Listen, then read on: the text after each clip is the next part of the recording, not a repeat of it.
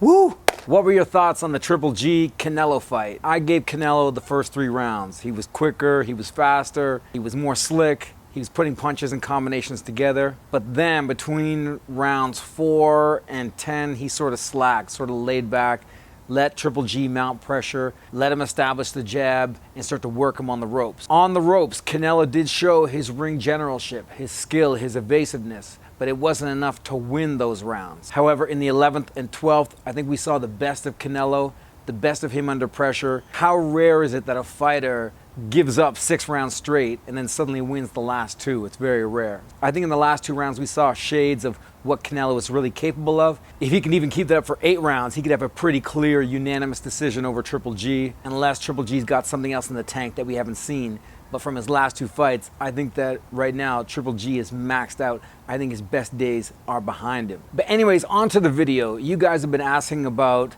leg endurance, lower body explosiveness, and stability for boxing, especially since I put up that last video on how important stability is. Now, there are 3 components that you need to maximize your lower body strength, stability, and explosiveness for boxing. I'm gonna go over them right now, and I'm also gonna give you a basic program for how to maximize your training. First is the stability, and we covered that in my previous video on the isometric stances and holds.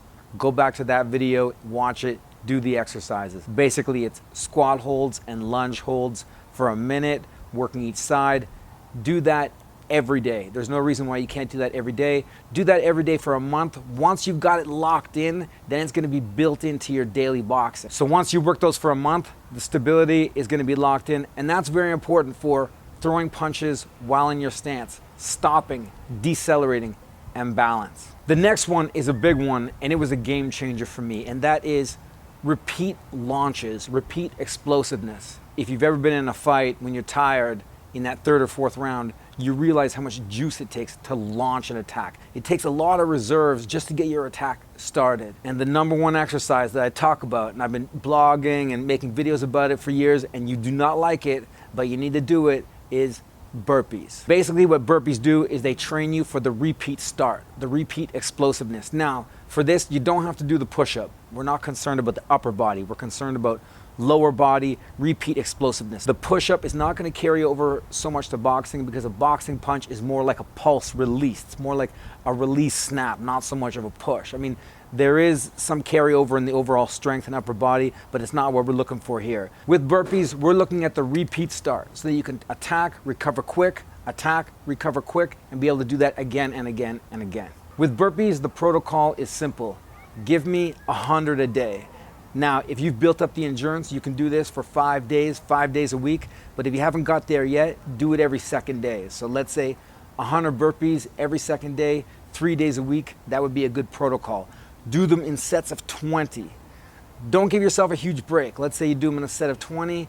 Give yourself a 20-second, 20, 30-second rest. Go again. My target, my goal when I'm training to know that I'm on the level, just on the level, not in prime shape, but just on the level, if I can get 100 in under 5 minutes. So you do your 20 burpees, that takes about 40 seconds, you rest at the top of the minute, and then you start and you do your next set of 20.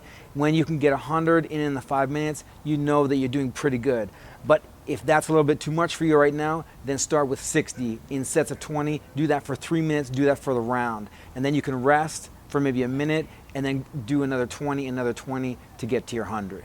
All right, the last exercise is one of the most effective that I've found and personally discovered for explosiveness. It's very straightforward, it's very simple, and that is the depth jump, also known as the shock method. It's a very straightforward plyometric. It's not fancy, and the key is how you do it. You have to do it correctly because a lot of people have the wrong type of thinking about plyometrics for boxing. When it comes to plyometrics for boxing, you're not trying to work yourself, grind yourself into the ground with repeated work. You're trying to stimulate your nervous system. You're almost trying to access your nervous system inside your muscles. You want to stimulate. So the protocol for plyometrics is a little bit different from your chronic work. Get a box or some sort of platform. It doesn't have to be too high. I recommend starting with maybe a foot, even less, to be honest. It doesn't need to be too much at first. Don't get excited about some huge crazy box. Now, the beauty of the depth jump or the shock method is that when you drop, there's more overload going into the quads and the calves than with any other type of movement, more than a squat, more than an explosive jump upward. It's the opposite of the jump upward. When you drop, pressure or the overload is going into the legs, and your legs have to battle it to go the opposite direction. So with the depth jump, you're gonna get a box, you're gonna about a foot high, you're gonna stand on the edge, and then you're just gonna drop. And then from there, as soon as you drop, touch the ground, there'll be maybe a little bit of a sink or absorption, and then you're gonna explode straight upward as high as you can go. Now all you gotta do is one at a time. And when you're done that one, you walk around to the box, take about a 30 to 40 second break. We're looking at one set, 12 to 15 reps, one rep at a time, 30 to 40 seconds between reps. You want that one rep to count so much. You want that one rep to be perfect. Repeat that 12 to 15 times. Depth jumps do not have to be overdone. I would say for these, every second day, maybe every third day. It doesn't have to be too much. You're trying to stimulate the nervous system. Okay, so how do you put it all together? Well, we've got a lot here, and there are other things that you should factor in as well. You should also be doing your strength training. Let's say your squats or your deadlifts, your basic fundamental strength training. That's twice a week. I would recommend you do your depth jumps on the same day you do your lower body strength training. It doesn't really matter if you do it before, you do it after, as long as you're warmed up. So that's 2 days a week. Strength training, do your depth jumps while you're doing your strength training. You got your burpees. They can potentially go on 5 days a week. If your legs are getting taxed from the overwork, then on the day you're doing the strength training, don't do the burpees on that day. Or if you're doing strength training in the morning, don't do the burpees the day before. Give your legs a little bit of time to recover. It all depends on your overall conditioning and your overall work and fatigue at that time. Another thing that's really important that I didn't mention yet, but that's important in all your training, is the pendulum step. Work the pendulum step in all of your boxing. And that's something that I talk about in my footwork video, my comprehensive footwork guide, is that even though you may not always fight like this, you want to be able to develop the reactive forward and backward movement.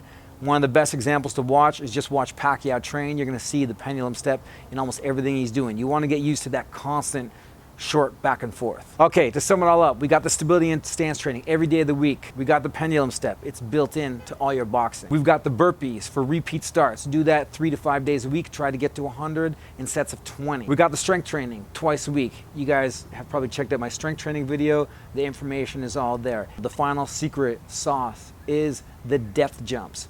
Don't overdo it. The key for those is quality. Now, one thing that I haven't mentioned yet, this Saturday, September 23rd at 3 p.m., I'm going to be doing my first YouTube live stream answering Q&A as best I can.